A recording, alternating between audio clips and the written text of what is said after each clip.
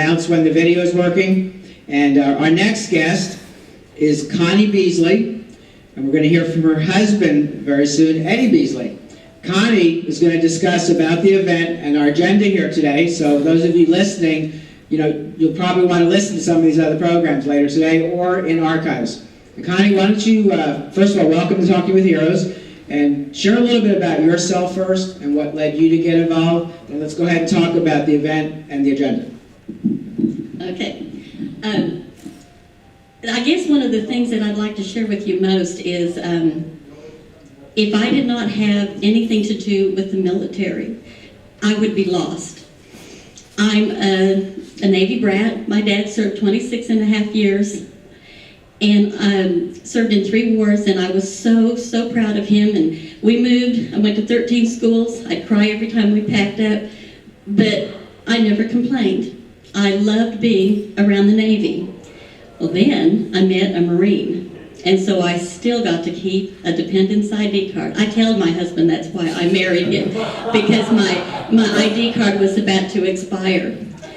But being with him and with the work we do, we're able to go and visit our troops in the hospitals and things like that. My life is complete, because that's where my heart is with those that serve our country. If not for them, we would not be the nation that we are today. And I was asked to help with the conference here. My title is Sergeant Major, which means I outrank my corporal husband. I'm to see that everything is in place and people are doing what they're supposed to be doing, and I'm pretty good at giving orders. I learned it from my father. He was a master chief before he died. So I came by that rather naturally. And I'm just to help see that everything flows so that we get everything done. And I've even incorporated got some volunteers that didn't know they were volunteers today. I'm pretty good at barking orders.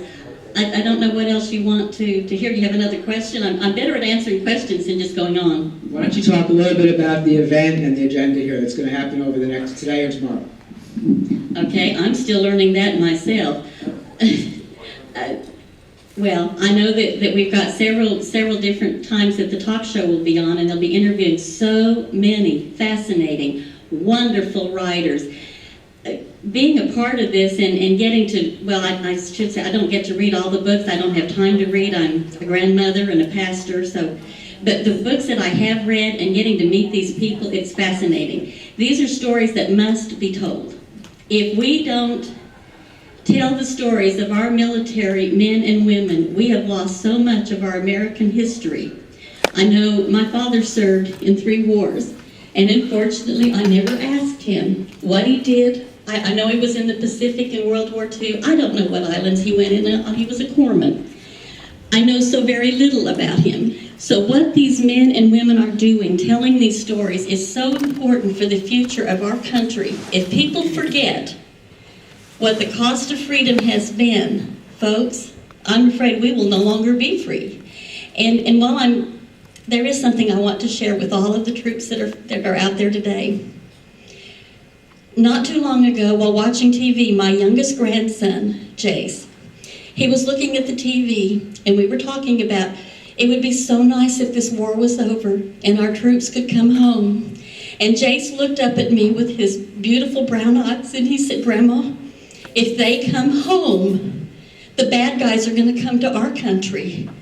They're keeping them away." He was like 8 years old, and he understands this. We just need to support our troops. They're doing so much for us, and no matter what your views are, they need our support.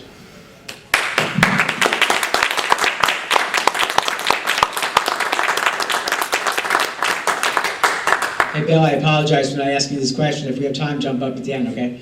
But well, that's okay. Maybe just bring it right back. Would you like to give a shout out to the troops themselves? They can't usually listen live, but I get emails a lot, and I've actually had soldiers come up to me. They come back from Iraq and Fort Carson and say they've been listening over there. So what would you like to say to our men and women in Iraq and Afghanistan?